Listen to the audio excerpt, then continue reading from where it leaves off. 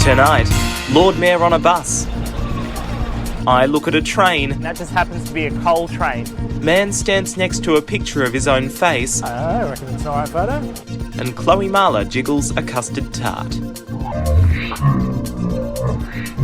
From the University of Newcastle, this is Newcastle Tonight with Peter Hislop. Good evening, Peter.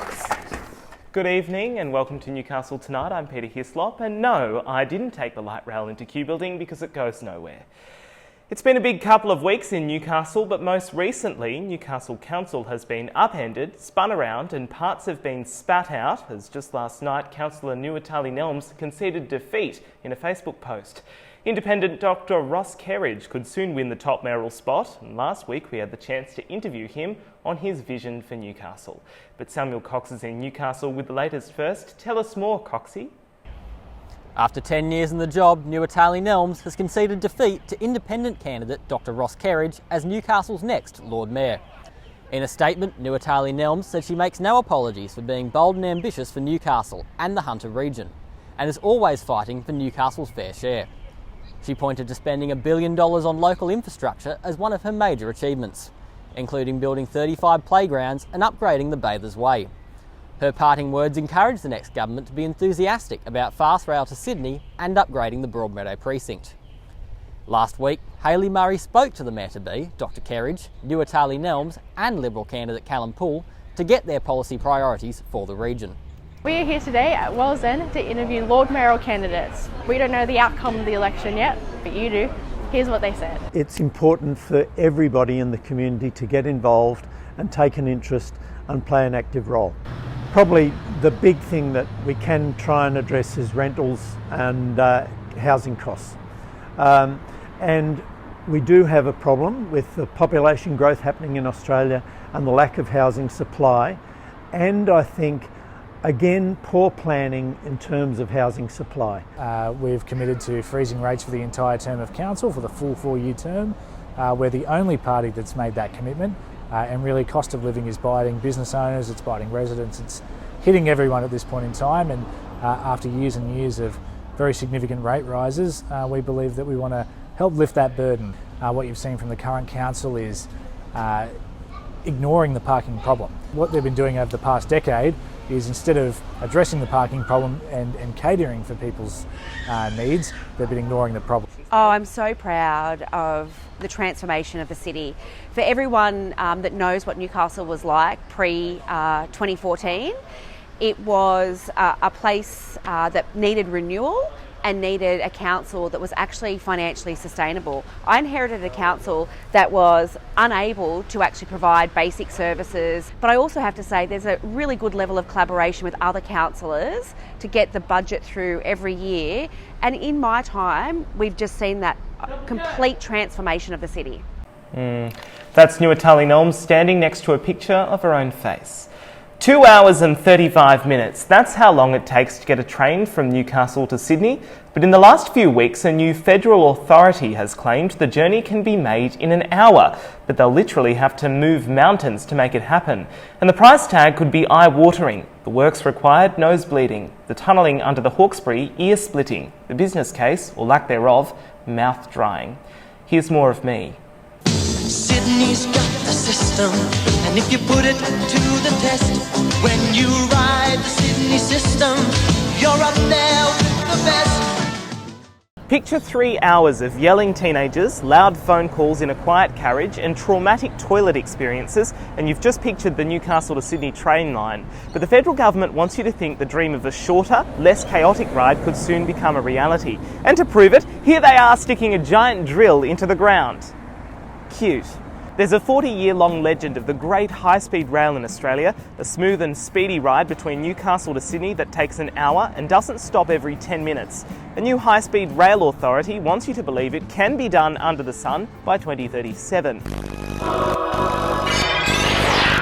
If you take a train to work, you'll find that we've been to work on the trains. But hold up, this has happened before.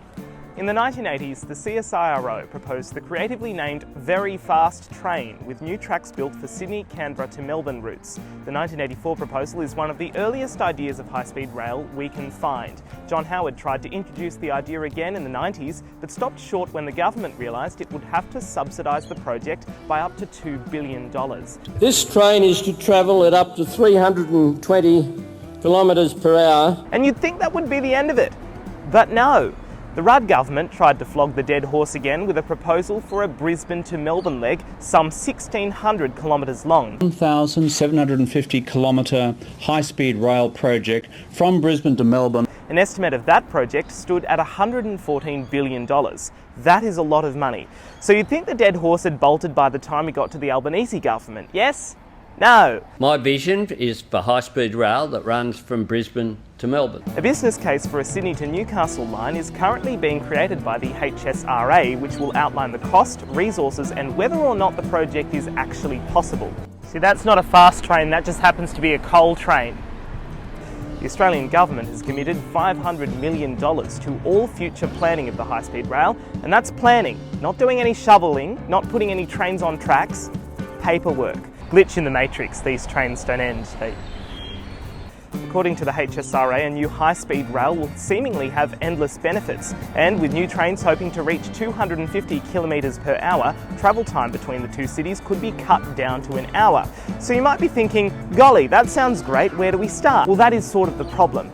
By now I hope you realise building a high-speed rail is more than a little complicated. Here are some very feasible questions we don't yet have answers to. What will be the route? How will we navigate Australia's ginormous mountains and ridiculous valleys? How are we going to dig the tunnels? A shovel seems a bit of a stretch. How much is all this going to cost? All of these will be determined by the end of the year with submission of the business case due in December. So you think the high-speed rail will actually be built, or will it remain legend forever? Or at least until we're dead. Sydney's got the system, and if you put it to the test, when you ride the Sydney system, you're up there with the best. That's me there with an awfully catchy song. After the show, I'll make that my ringtone. It's been 3 years since the Morrison government introduced the Job Ready Graduates policy to universities, driving up the cost of humanities courses by over 100%. Released in February this year, the Australian Universities Accord review of the tertiary education system found that only 1.5% of students changed their enrolment to courses they wouldn't have studied before Job Ready graduates. So we interviewed local students to see how much their university debt came to. Here's what they said. I think people realise quite how much of an impact a $40,000 loan has on your borrowing power when you're trying to get a house or an apartment or a unit. You did pay off your HECS in one big payment. What kind of prompted you to pay it off in that way? My HECS is going up by I think $3,500. So I thought to myself, maybe if I pay it off now, I'll save the money that I'm going to just have to pay off later. And I was fortunate enough to be in the position that I could, and I know so many people aren't. I graduated high school in 2014. I started looking through degrees and I'm like, okay, I could do teaching. That became I might do that. I looked into chemical engineering because I like solving problems and maths and science interested me, and I'm like, actually, I like that. I started doing that, did that for 6 years, and 9 years later, I'm no longer doing that. I am a third-year education student. Is logging onto MyGov and seeing that number and seeing if it meets your expectations something you would be comfortable doing? Yep. Now, having never done this before, I've logged into MyGov, and do I need to go to the ATO office, or where do I go? Oh wow, there we go. Yep. Loan accounts, 81,000. Did you consider going to university? The thing that stopped me from going to choose uni was that it was just such a high cost. Let's just say if students were allowed to go to university for free, so they didn't pay any course fee, so it was fully subsidised by the government, a lot of people would see that as government spending. I think that needs a bit of a rethink, and we need to see it as sort of government investment. And to see more of our documentary, Is It Worth Going to Uni? Visit Yak Media's website or our YouTube channel.